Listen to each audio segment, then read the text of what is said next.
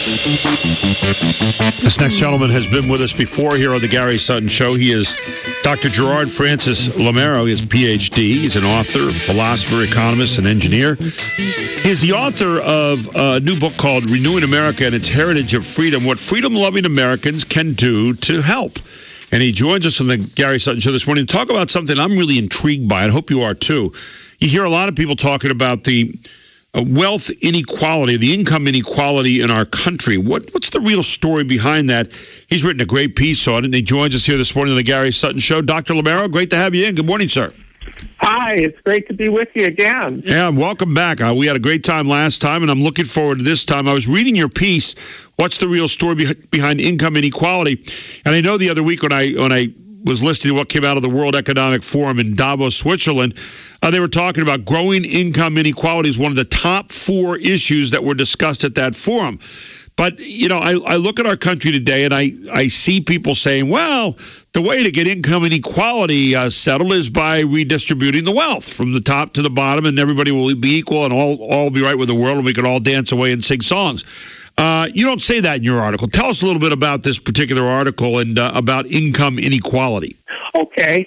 Well, I think this is another one of those red herrings the left throws out to try to get their way. And their way is socialism, whether you call it progressivism, progressive socialism, Marxism, redistribution of wealth, or communism. They're all variations of socialism, and they all have the same effect.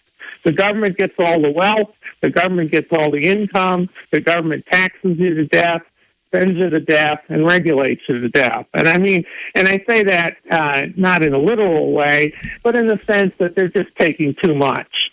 And that's what we have here. We have them arguing that there's income inequality, and so guess what the answer is? Tax people more. Doesn't that sound like what they always do? And regulate business more as well. When we talk, you know, I always get crazy with people when they use the word something is, but socialism, just for our purposes here in defining it, basically believe that I guess most people should all have about the same income or about the same level of wealth, right? That's left over after you get done having it all taken by the government.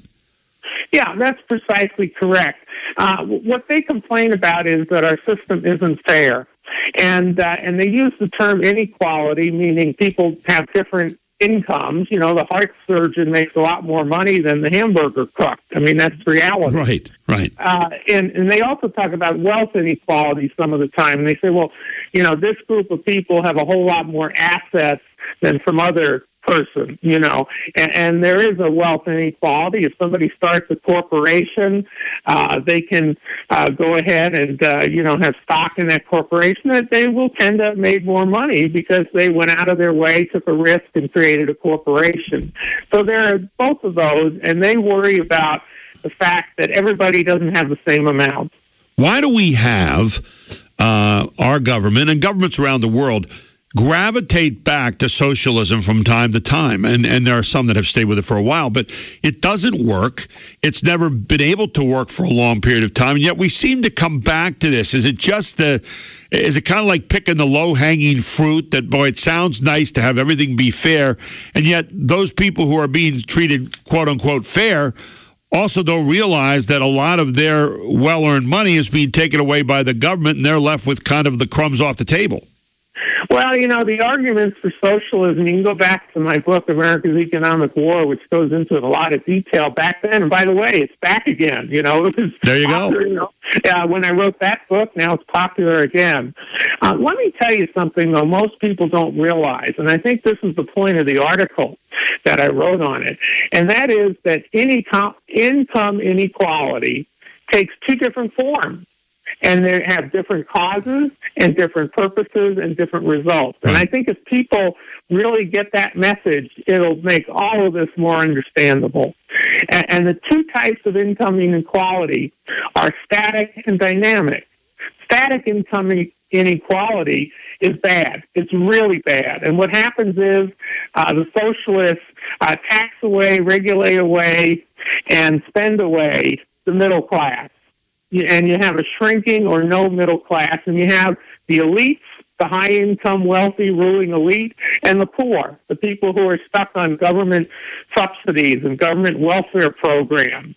In the U.S., the kind of programs that are like Medicaid and food stamps. And you notice how food stamps, we're up to almost 50 million Americans on food stamps. That means the middle class is shrinking, but guess what? They're not getting richer, they're getting poorer.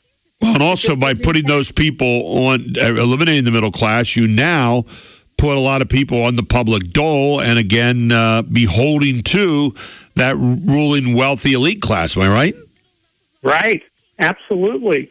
And you start losing hope. People in those situations start thinking, well, I guess I can never get out. I'm stuck, So a static income inequality, meaning the inequality stays, that's bad for the country, bad for an economy. The opposite is dynamic income inequality. And this is what capitalism is all about, what Joseph Schumpeter, the famous 20th century economist, called creative destruction. The country is continually renewing itself. Bad businesses, old business, obsolete businesses, they go under.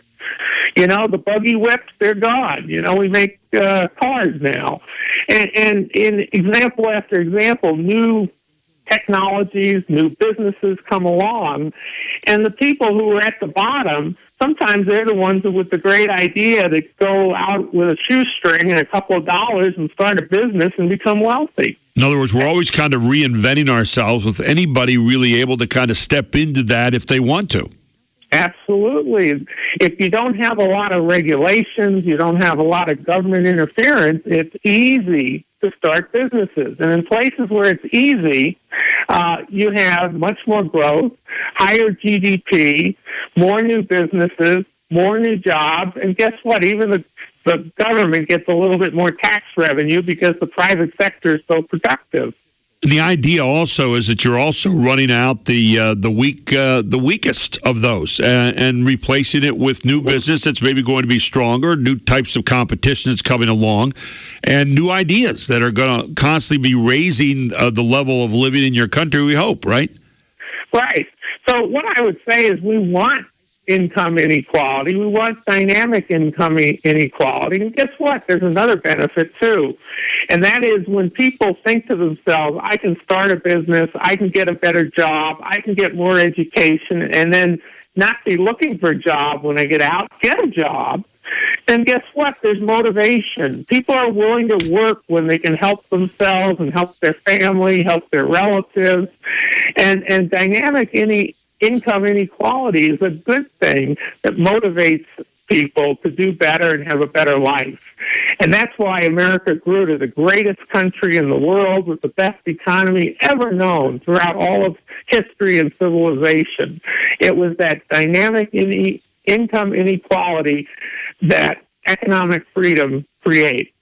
We're talking with Dr. Gerard Lameiro here this morning, who is the author of this brand new book called Renewing America and Its Heritage of Freedom, What Freedom-Loving Americans Can Do to Help.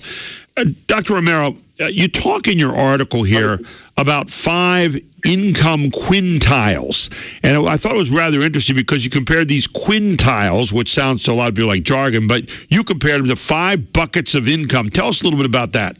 Yeah, absolutely. When you talk about income or wealth, you can create 5 buckets. That's what economists do. They call them quintiles, a nice mathematical-sounding word.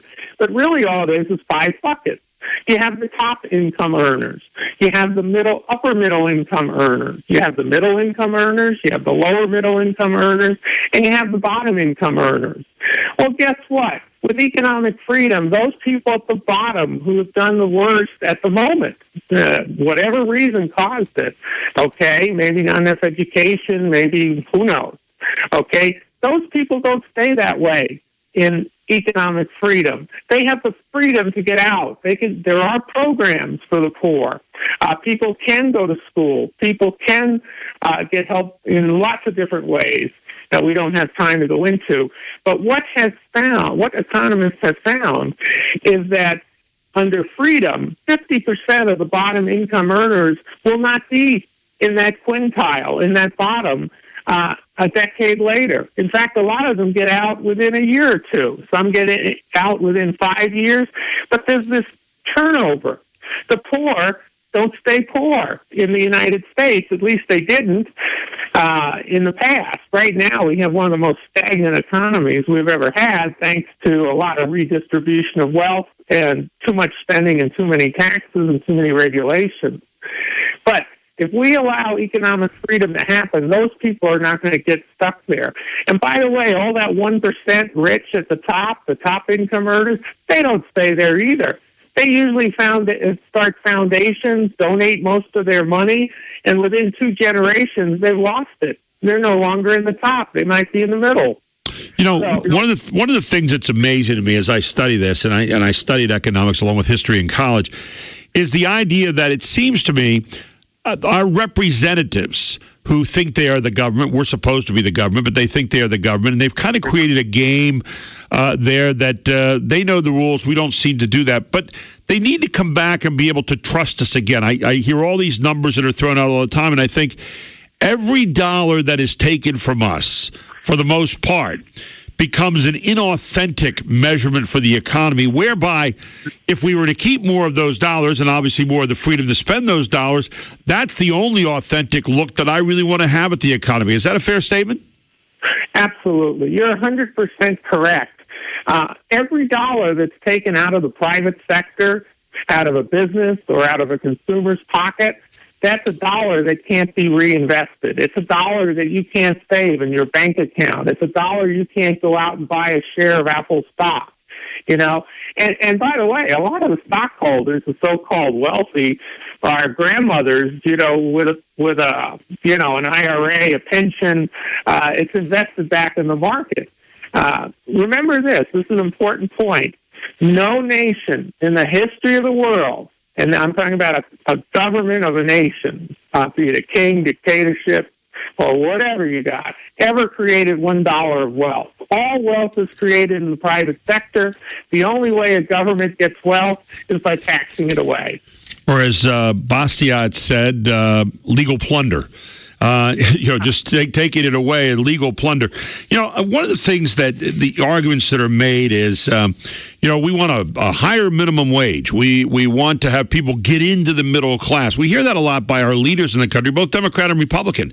And I find it to be offensive because what it does, you talk about this whole idea of dynamic income inequality, that preaches maximum effort. That preaches maximum rewards. That preaches maximum wealth. It doesn't preach minimum, and yet we have, in the face of that, many of our leaders in this country, again, Republican, Democrat, preaching minimum. That's not what America's about, is it? No, not at all. And not only that, but what you're doing is you're messing with the free market. When you force somebody to have a minimum wage, or they also want to, some of the socialists want to force CEOs to have a maximum wage. Maybe they only get so much at most. So maximum wage, minimum wage, all you're doing is limiting the ability to deploy resources economically. Because let's face it, those people who want to pay the hamburger preparers, the ones who make hamburgers for us, $15 an hour, that's going to have an effect on the business. I mean, let's face it, people go to restaurants like fast food because they're hoping to save $1 and maybe get their meal quicker and get back to work. Okay, you raise the prices, to ridiculously high amounts, those low-cost fast food meals aren't going to be low-cost anymore. And guess what? They may start losing customers. Well, it also takes away the fair trade of goods and services in this country. Again, the authentic things where you've determined a price by which you can do that job, and you now say, government, come on in here. They're not being fair. You help me, and you do an inauthentic thing, which is to say, what I'm doing today, I'm going to be able to do tomorrow, but I'm going to make maybe $5 more doing it. That adds that inauthenticity. If someone is really not paying you a fair wage, then you don't go do that job. You do something else, and those people are forced eventually, again, through kind of a competition, to raise that amount of money that they're going to pay, right? Yeah, in a lot of cases, people pay above the minimum wage for that very reason.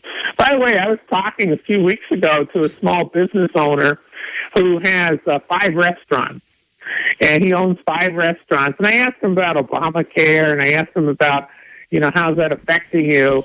And he said, well, I'm fortunate.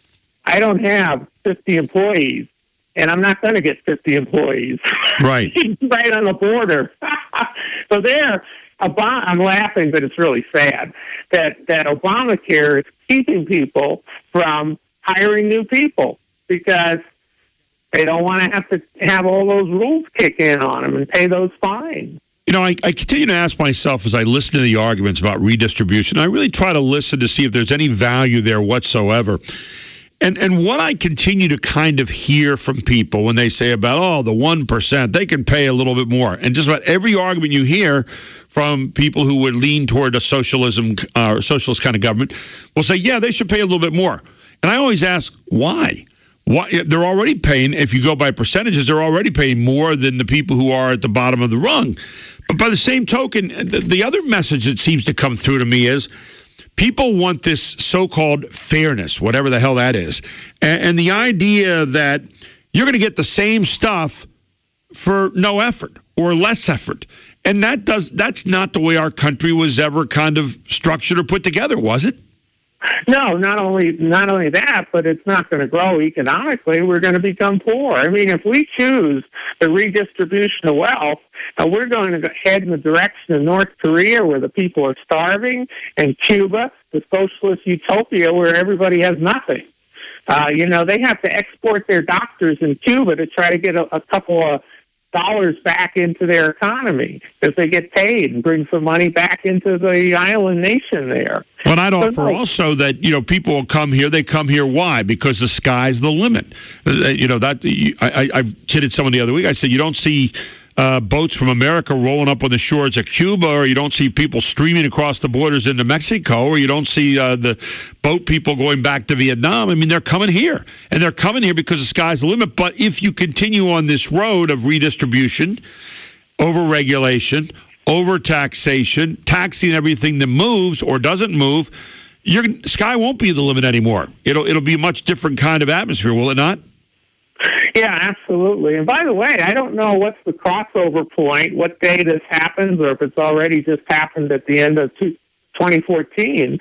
But did you know that the interest we have to pay on our debt to China is about roughly the same as their entire defense budget? Wow. Military budget in China. Our interest is paying for their military. Unbelievable. Let me ask you a question. We hear about $18 trillion of debt. Right. And you're a guy that deals in this kind of stuff. People say, I never think about that. That's not a big deal. The government kind of takes almost that attitude, too.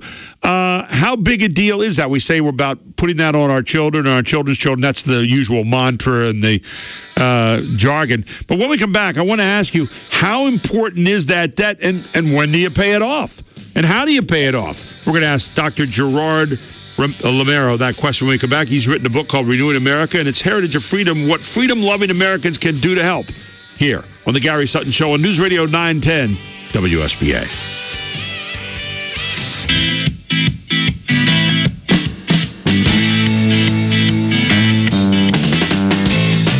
Welcome back to the Gary Sutton Show on WSBA. As we're talking about the inequality, right? You hear this all the time, the inequality, income inequality. Well, there's going to be income inequality in our country just by the very nature of how we do business, right? Dr. Gerard Lameiro is with us here on the Gary Sutton Show to talk about an article that he wrote, which was called The Real Story Behind Income Inequality, and he's back with us on the Gary Sutton Show. Dr. Lameiro, we were talking a little bit before we went to the break there about this idea that people are kind of saying, well, the real thing that I think they say to us is we kind of like people to all kind of have the same outcome. And people say, no, we want, and the other side says, no, we want the same starting point. I don't think you can have either. It's just by the nature of people, the nature of where we start. We all start at different places. We're all going to end at different places. And there's so many factors, as you mentioned at the beginning, that are going to come into play in terms of being successful. And I think in a Declaration of Independence, our forefathers said something about the pursuit of happiness. They didn't say the guarantee of happiness, did they? No, absolutely. You're 100% correct on all these points. By the way, while we were on break, I brought up the U.S. national debt clock. And right now, as I speak, it is at $16,107 billion. Can you imagine that? And that works out to be the debt per taxpayer of $154,000 each taxpayer owes right now on the national debt. And I thought my other debts were bad. Jiminy Christmas. Now I got that going against me. So here's a question. Nobody seems to be concerned. Nobody seems to, they talk about it because it's the right thing to say. The politicians go, national debt, we have to lower that. And then they don't do a damn thing about it. So when does this get paid? How much of a concern should it be for the American people who seem not to care about it much either? Where do we go with this thing? Well, we're in dangerous, uncharted waters, and a lot of economists are very worried. Some of them speak out. Most of them are ignored. Right now, our gross debt to GDP ratio, meaning how much we've borrowed versus how much we make every year, is at over 100%. We are in uncharted territory. We're used to traditionally being maybe around 50%, 60% in recent years. This administration has borrowed $8 trillion in about 6 years. And guess what? They want to raise taxes $1.6 trillion in the president's new budget. And where's the money coming? It's coming from the private sector. It's going to take a hit on the GDP because you take the money out of the private sector, you borrow some from other countries, right, and you have nothing to invest. You don't have nothing, but you have less to invest here to grow the economy and get more jobs. And obviously, the less you have to invest, the less building you're going to do, the less expansion you're going to do, the less people you're going to hire, the higher the unemployment rate, right? Right. And you saw probably yesterday's news story from the CEO of the Gallup organization that said the idea of 5.6% is a lie. Is a big lie. Yeah. That in reality it's much higher because so many people have given up working. Did you know, and I'm sure you do because you keep up on all these things, that there are over 92 million working-age Americans who do not have a job? Yep. 92 million? I also know when I look at those U numbers on unemployment each month, and I often ask this question, I've never gotten a real satisfactory answer, except that it probably helps the government out, why they use the U3 numbers and not the U6 numbers. The U6 numbers tell us that unemployment's at about 11.4% in this country, as opposed to the 5.6% that we are given, and everybody's supposed to say, oh my gosh, things are getting better, and maybe they are getting better. But when you take that other number, which takes into consideration everything, I think that makes just common sense, that you want to have everything in the mosaic. Not the mosaic looks good when all the little pieces fit in well.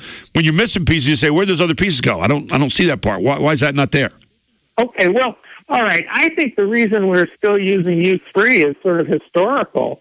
In the days when we started using U3, we didn't have this many people, 92 million Americans, not working in the working age population. So I think out of tradition they used U3, and they thought, well, there are some people who want to stay home. They take care of their grandmother who's ill, right, or they have other reasons. Maybe they have enough money in the bank to where they can afford to stay home and not work. But most Americans aren't in that situation. A lot of people, young people, can't get jobs, and a lot of seasoned people, in their 50s who worked for a while and they got a layoff or something, they're finding it very difficult to get another job and another career.